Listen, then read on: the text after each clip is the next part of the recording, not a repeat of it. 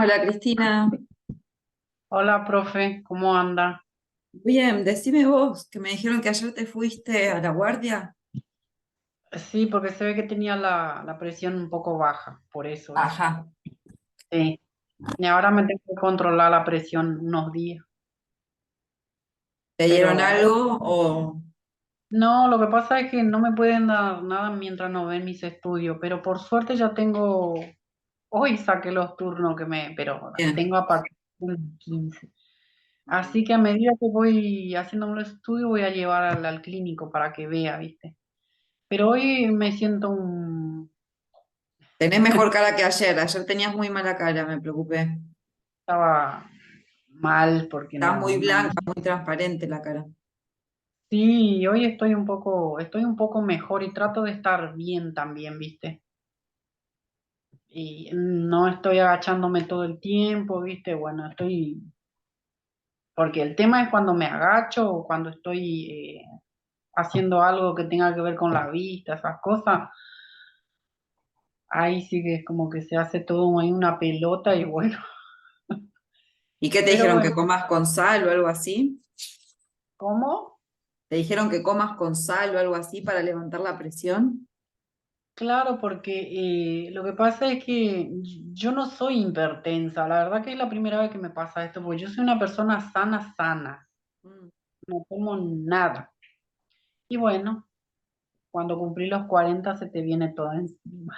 y sí, Hay no que me lo cuidarse de digas. esas cosas. Ay, realmente tengo un estrés muy pasado y eso es como que todo.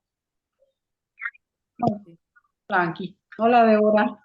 Hola Hola, ¿cómo chicas, ¿cómo estás? están? Hola. Todo Bien. bien, ¿cómo estás, Flor? Cris, Bien, Bien. muy bien. Ahora estoy bien. Ya tenés bebí. y ya está, acá estamos. ¿Estás bien, Cris? Sí, ahora sí, estoy viva de vuelta. Ayer no, ayer estaba medio moribunda, pero hoy estoy mejor. Trato de estar bien, ¿viste? Sí, Pensar en cosas más positivo que negativo y bueno, eso me ayuda también un poco. Bueno, Sí, Berlín. le dije, hoy tiene mejor cara, ayer tenía una cara que... Claro. pero bueno, ya está. Ya estoy bien, ¿viste? Estoy bien, no tengo que decir que estoy más o menos, estoy bien, eso es. Es otra. Estamos para otra presentación. Ay, Están para ir a bailar, ahora debo ir a pasarla a buscar y váyanse.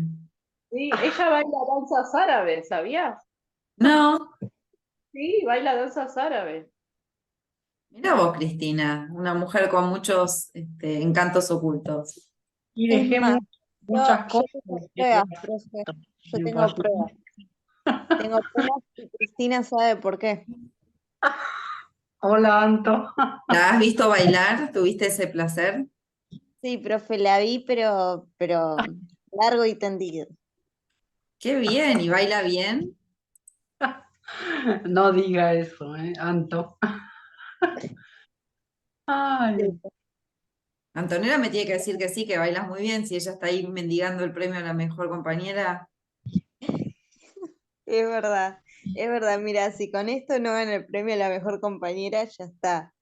No Se sé, lo estoy depende. matando. Por ahí está siendo muy bruja, no sé, no se sabe. Que con No, tu no, comentario no quedó del todo claro. no, yo la vi, obviamente con permiso de ella, y bueno, nada, conecté también con el asunto de que quien filmaba no era muy bueno filmando, pero sí se lucía Cristina. Bueno, quien filmaba quizás estaba obnubilade por la danza, Puede ser, o estaba bailando también. o también, o acompañaba la situación.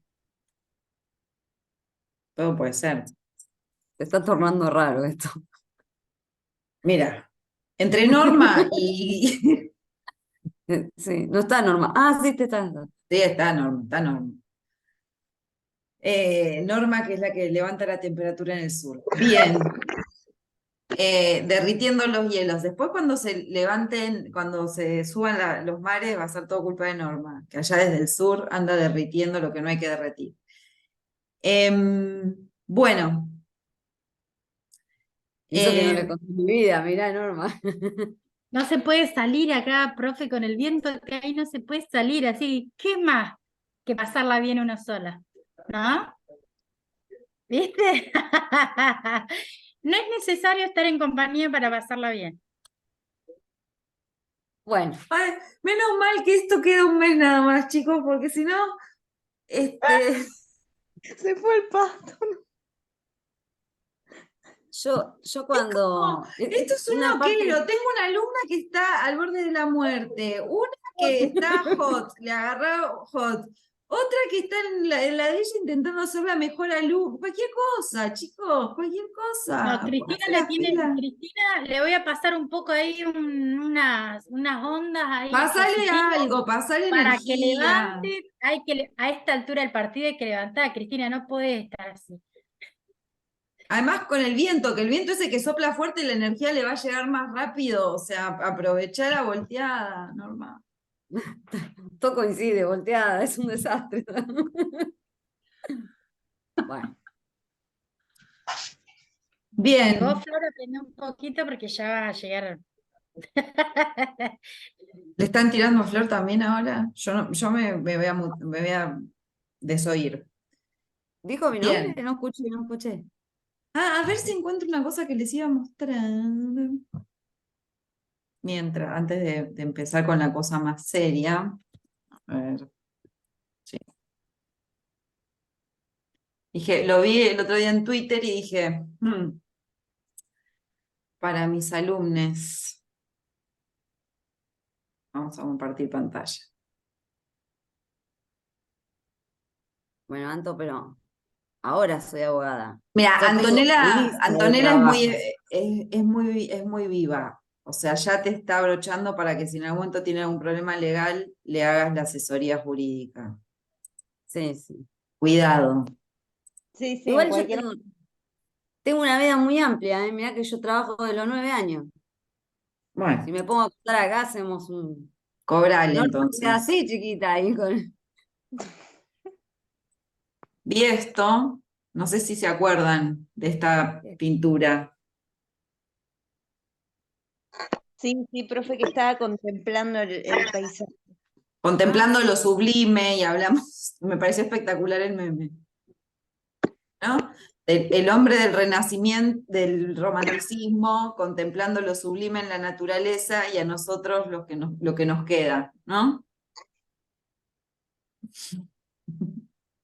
El McDonald's, ¿no? El McDonald's, la autopista, toda una porquería, la Shell, Exxon, autos, líneas de cable que se cruzan. En fin, dije, esto me gusta. Lo podría poner como, no sé si en el Chamiro uno puede poner como carátulas a las materias, le podría poner eso a Historia del Arte. Bien. Sí. Profe, yo voy a poner la foto de mis hijos que están haciendo, que le mandaron en arte a hacer la pose de romanticismo. Vos podrías poner esa. Ponete la de Avatar, si no. Eso seguro que se puede poner. Las fotos de esas que mostraste. Haciendo de poeta romántico. Bien. Hoy me di cuenta de que con todo el fragor de las clases y qué sé yo, había dejado caer un texto porque venía justo después y para que llegáramos bien con las presentaciones y demás, que es un capítulo de Hobsbawm, de Historia del siglo XX, que se llama, lo tengo acá, La muerte de la vanguardia, las artes después de 1950. Entonces, les ponemos el certificado de función a las vanguardias y podemos hacer este pequeño paneo, como para ir ya cerrando, de qué pasó en las artes en el siglo XX después de las vanguardias, cuando ya dejan de ser operativas o convocantes. Entonces la idea es hacer eso y después quiero que lleguemos a ver unos videos, porque también lo que me interesa es que, bueno, con todo el trabajo que estuvieron haciendo y todo el tiempo que le dedicamos al tema de las vanguardias, poder ver algunas cuestiones de cine de vanguardia, ¿no? Porque sabemos que el cine fue muy importante, fue una forma de expresión muy importante de las vanguardias, entonces, bueno, ver ahí ejemplos canónicos de eso. En total son cosas cortas y demás. Así que eso sería la idea de hoy. Y si Sí, no nosotros alcanzamos, con Marisa nosotros no quisimos tocar nada de cine porque vimos que estaba en la bibliografía, el cine de vanguardia, supuestamente que hoy veíamos Un perro andaluz, ¿puede ser? sí, si Algo llegamos de ese. me gustaría verlo. Para... Y la puesta en común sobre las vanguardias, la lectura de los PAD, no la Y vamos a es un hacer. poco era lo que íbamos a hacer ayer y no llegamos. Digo, queda ahí como material para ustedes. Ya todos los grupos subieron, ¿no? Yo me parece que me fijé y estaban todos, ¿no? Sí, estaban Genial. todos. Sí, yo también lo miré. Buenísimo.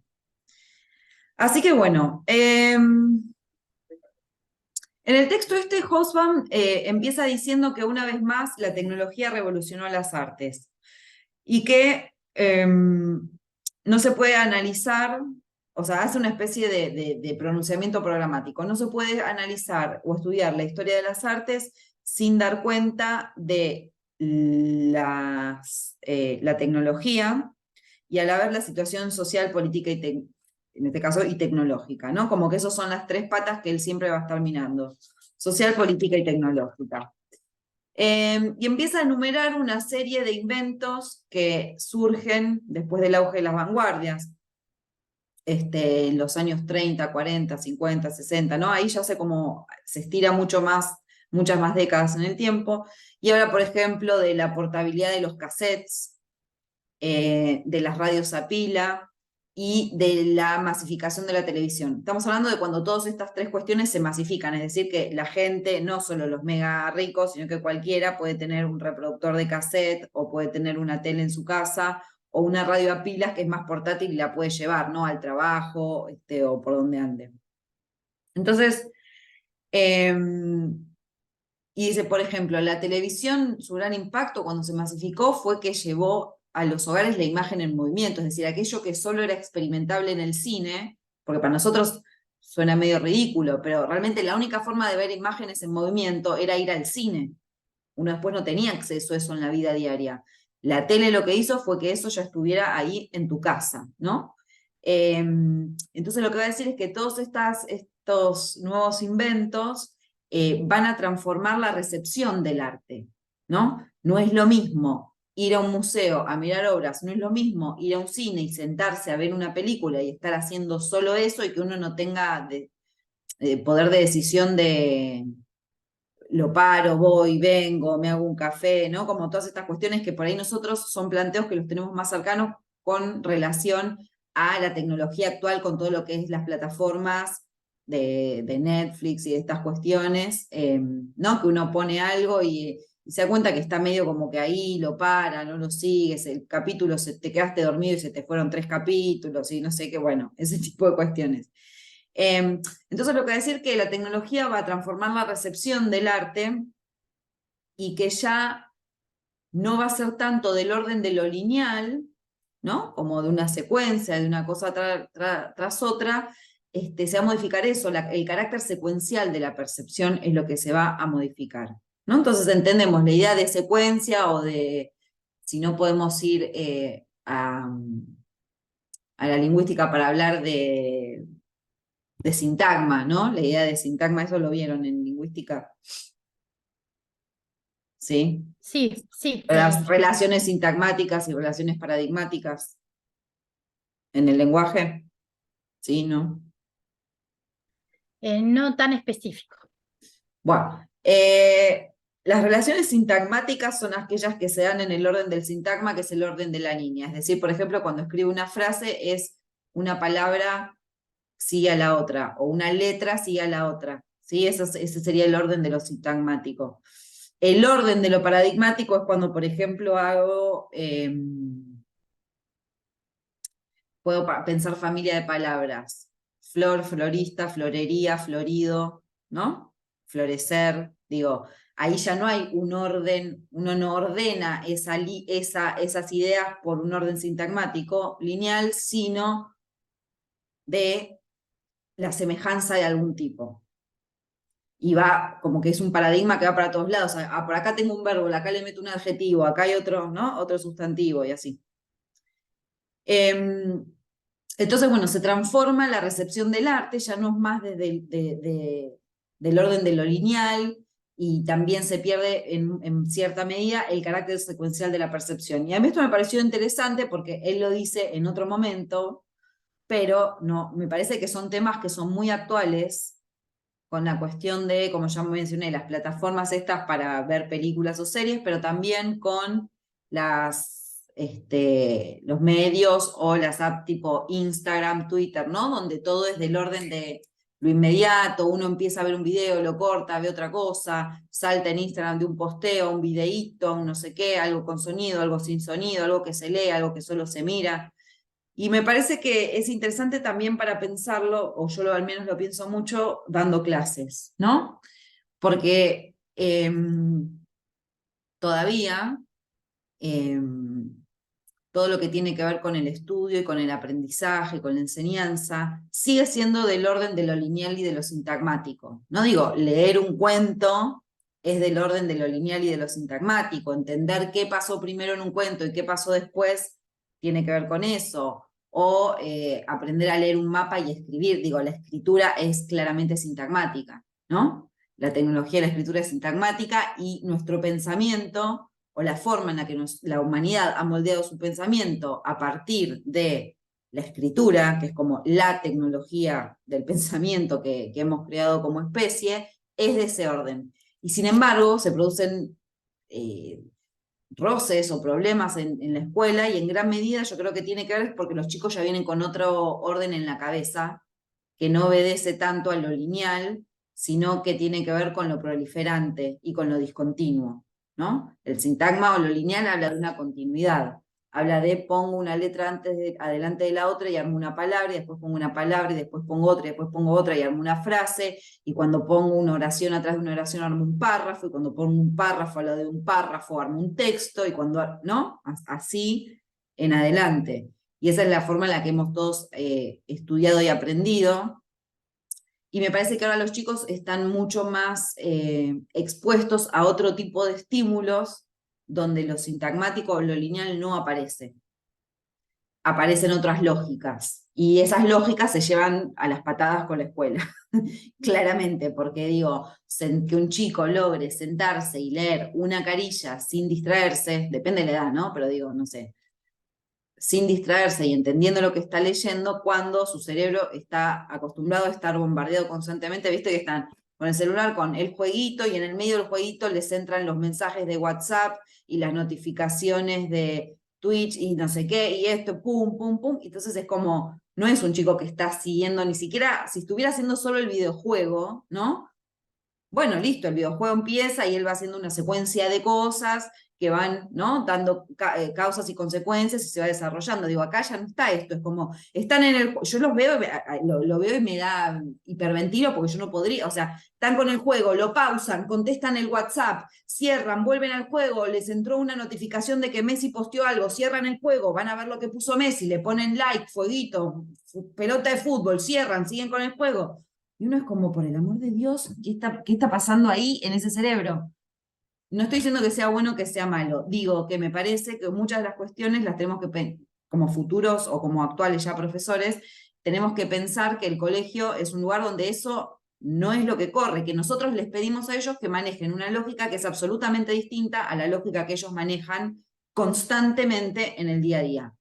Y que no me parece que el colegio tenga que dejar de pedir esa lógica, porque yo estoy en contra de que el colegio les dé lo que ellos ya tienen. El colegio tiene que dar lo que no tienen, ¿no? Si en su momento era alfabetizarlos porque, ¿no? Digo, a comienzos, en final del siglo XIX en Argentina, digo, ahora es, bueno, que estos chicos que vienen con otro chip en la cabeza puedan, aunque sea, desenvolverse dentro de una parte de la cultura que es lineal, que tiene que ver con la lectura, con la escritura y un montón de cuestiones que si no, no las tienen cercanas. en general, ¿no? Obviamente que hay chicos que sí y todo, pero digo, requiere un esfuerzo extra. Nada, pensaba en esto cuando leía lo de Hobsbawm. Antonella, perdón, levantaste la mano. Sí, profe, que es una de esas características, ¿no? Que pueden hacer todo a la vez al mismo tiempo que no están haciendo nada a veces, ¿no? Porque si bien puede que sean capaces de coordinar, de estar, digamos, en una dinámica muy fluida, también hace que el contenido, las cosas en sí, la esencia, las cuestiones más importantes, por ahí queden en una nebulosa, ¿no? Y que se concentren en lo superfluo. Yo pensaba también en esto de adaptar cierto contenido para que sea más semejante a su realidad, ¿no? También hace, como decías, que se queden solo con esa percepción, con esa realidad, y que no puedan ver más allá de eso y que entiendan al mundo con ese funcionamiento. Digo, no tendría nada de malo si se quedan con elementos que tienen que ver con la estática de su vida personal o de la vida incluso estudiantil, pero ¿qué pasa, no? Cuando después salen de esa realidad y tienen que encontrarse en otra, que como bien vos decías, no tiene las mismas leyes o normas o como quieras llamarse, y después no son capaces de adaptarse porque quizás la escuela también les brindaba comodidad y estas herramientas, ¿no? No sé, es Sí, no, como además muy... para mí, o sea, yo estoy desde antes de la pandemia, que cuando empezaron a romper, se puso de moda las TICs en el aula y usemos las apps y que los chicos con el celular y la app hagan la tarea y hagan no sé qué y armamos un coso. Y yo decía, esto es un plomo, yo necesito que escriban oraciones, que escriban párrafos, ¿no? Que lean un cuento y lo entiendan y rompían y rompían. Vino la pandemia.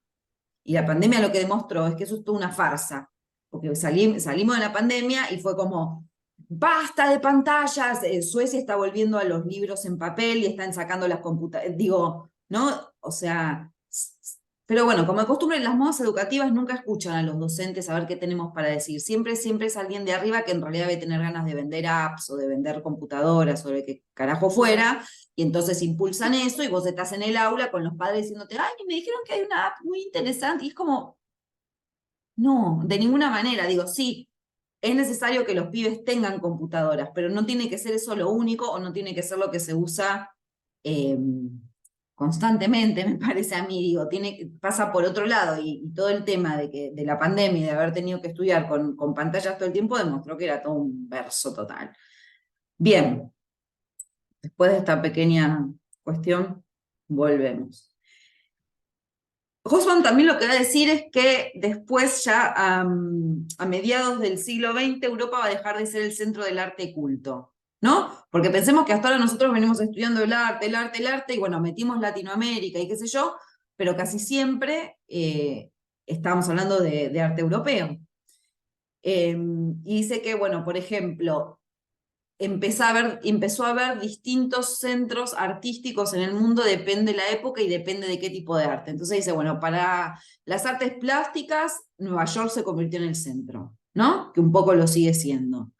En la literatura hubo un momento en que la literatura latinoamericana en los años 60 fue como el centro de lo que es lo nuevo que se escribe en la literatura, ¿no? Lo que hablamos del boom de la literatura latinoamericana.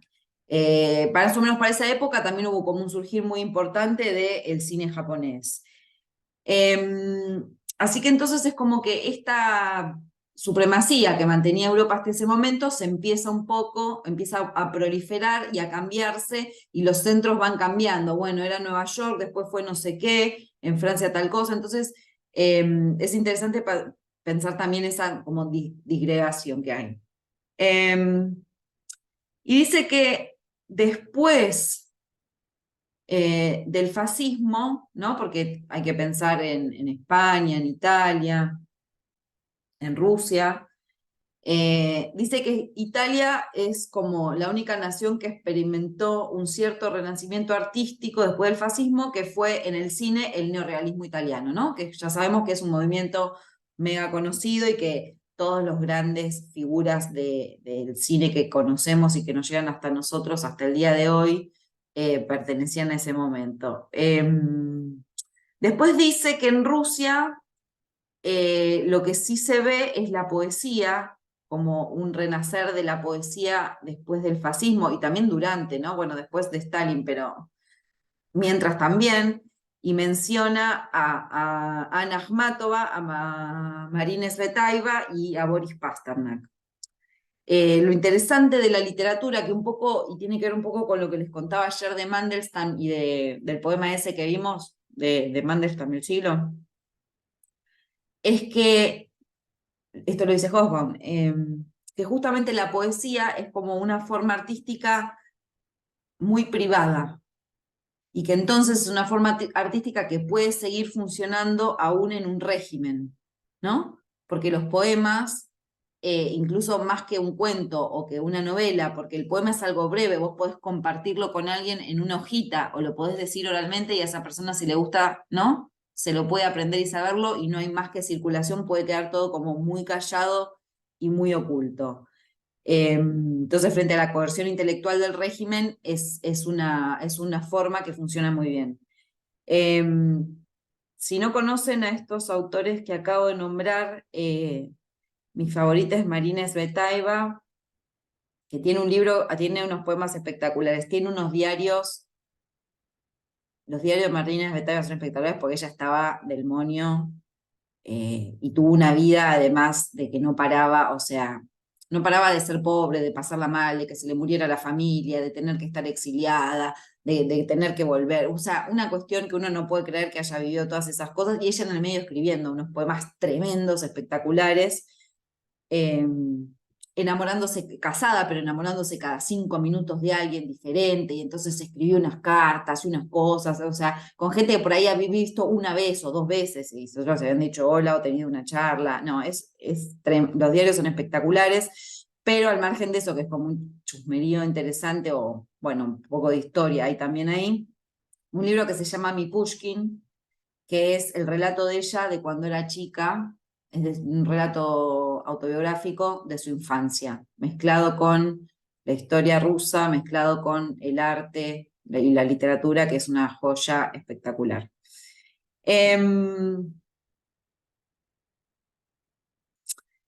puedo decir que los artistas de países con regímenes autoritarios respondían a la idea de que el público el público que tenían los necesitaba, ¿no? Y pone como ejemplos Europa Oriental, Sudáfrica y Latinoamérica. Y esto un poco lo discutimos nosotros, ¿no? En Latinoamérica la idea está de el escritor comprometido, ¿no? De aquellos, lo discutimos en realidad en relación a Machado, la clase de española, pero esta idea que surge con mucha fuerza en estos momentos, o sea, pensemos que se comprueba lo que está diciendo Hobsbawm. Machado, en una situación de guerra civil, empiezan a surgir todas estas ideas del intelectual o del escritor comprometido, y después eso lo vamos a ver también en Latinoamérica a partir de los años 70, y fuertemente en los años 70 con toda la ola de dictaduras que azotaron el continente, ¿no? Y entonces ahí los escritores tienen como que salir a ver qué hacen con su arte y cómo su arte tiene que también estar un poco en servicio a cambiar o al menos denunciar lo que estaba pasando en sus países.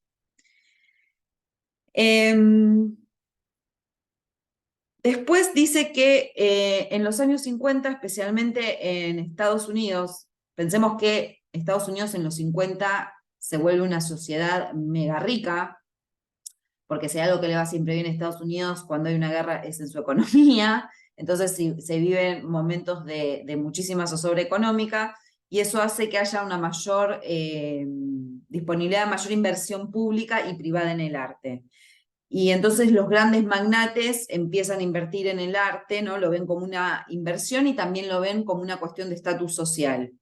Esto es bastante común, uno lo ve en las series o en las... Bueno, el Rockefeller Center, digo, ¿no? En Nueva York. Rockefeller era un magnate, un banquero, que después tiene millones de cosas, y estuvo ahí construyendo el Rockefeller Center y puso guita para los museos. Si uno va a distintos museos en Estados Unidos, ve que hay un montón de banca de gente, de familias de mucho dinero, porque no solo es una inversión, sino también les da estatus social. Ok, yo soy un millonario, pero a la vez pertenezco, o sea, no solo pertenezco a la élite económica de este país, sino que también pertenezco a la élite cultural. Siendo artista, no, pero poniéndoles guita a todos los artistas para que puedan producir o abriendo un museo para que cuelguen sus obras o lo que sea. O teniendo las mejores obras, ¿no? Colgadas ahí en la pared. Sí, claro, cuando se las compran. Claro. También dice que en este momento se da una gran expansión de la educación superior, y esto lo que tiene como consecuencia, por ejemplo, en el ámbito de la literatura, es que al haber más universidades, los escritores, los pobres escritores que siempre se mueren en general de hambre o no tienen mucho laburo, empiezan a conseguir laburo en las universidades, ¿no? Entonces se empieza a armar toda una comunidad académica de personas que son escritores y escritoras y también profesores y profesoras, que también eso se ve mucho en las películas, ¿no? Yankees, cuando cuentan esta historia de que tal profesor que tiene un libro recontra conocido, entonces le ofrecieron dar clases en Princeton o ¿no? En esas universidades así como mega, en Columbia, bla. Y lo que dice es que esto también tuvo, o sea, como que de esta manera la literatura fue sobreviviendo, porque si hablamos de todos estos cambios, la radio, el cassette, la televisión, como que la literatura medio se tambalea, porque ya deja de ser la única forma de arte que puede circular por las casas, por ejemplo, ¿no? Porque vos te compras un libro y lo lees en tu casa, pero ahora también competís contra la tele, contra la radio, contra el cassette, contra un montón de cuestiones.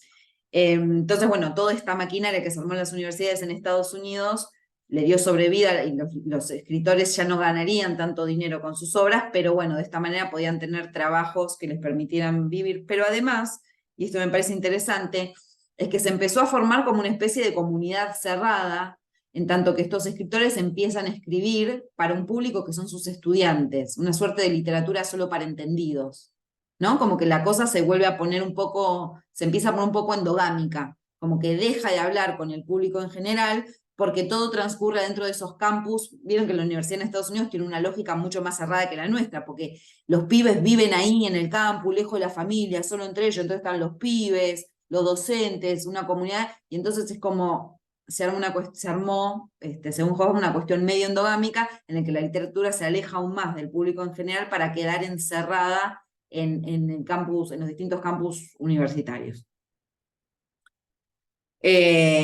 Y en ese sentido se vuelve también elitista, ¿no? Porque solo acceden a aquellas personas, o solo les interesa o les gusta eso, las personas que son capaces de llevar adelante estudios universitarios, que como bien sabemos en Estados Unidos tenés que tener dinero, o sea, sí, alguna beca, digo, pero la mayor parte de las personas no es como acá, que uno estudia, puede ir a la universidad de forma gratuita. Bien. Después, esto me hace reír porque también pensé, Hobsbawm dice que se da un declive de la escultura, ¿no? Porque ya las sociedades dejan de encargar monumentos públicos, ¿no? Antes era más común, o sea, si nosotros vamos por las plazas de Buenos Aires, todas las esculturas que hay en las plazas son antiquísimas. Ya no se usa casi más que los gobiernos, o sea, hay pocas, qué sé yo, la Flor ahí en Figueroa del Corte, cerca del Malva, esa es una moderna, pero digo, no es lo común, cuando uno va a la plaza son todas esculturas antiguas, como que pasó la moda de que los gobiernos encargaran arte escultórico para decorar sus ciudades o lo que sea. Y dice que en los únicos lugares donde eso sí más o menos siguió funcionando fue justamente en las dictaduras, ¿no? Y es verdad, si pensamos en la Italia de Mussolini, en Hitler, en Rusia, justamente los dictadores sí necesitaban como hacer una suerte de propaganda escultórica en las calles, entonces sí había grandes figuras de Stalin, de Hitler, de el Duce, no me sale, de Franco, ahí sí, pero en el resto del mundo no tanto.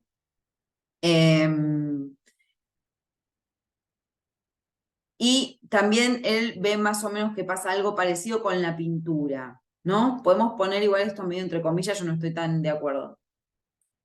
Allá yo me acordaba que en un tiempo, fue un momento, un periodo de tiempo ahí en Buenos Aires, que en todas las plazas rompían las pocas esculturas que quedaban, le arrancaban las cabezas. Bueno, ni hablar de que si algo le quedaba de bronce, ¿no? Bueno, acá por lo menos tenemos un circuito que es la avenida principal, la Avenida Argentina se llama. Tenemos un circuito todo de esculturas, ¿no? De próceres, de todas cuestiones así históricas muy lindas que ya como los chicos ya conocen la avenida, pero hay muchas escuelas que vos ves a la mañana, por ejemplo, que salen con los alumnos a recorrer toda la historia, hasta el primer pozo petrolero, hay una escultura del primer pozo petrolero, ¿viste?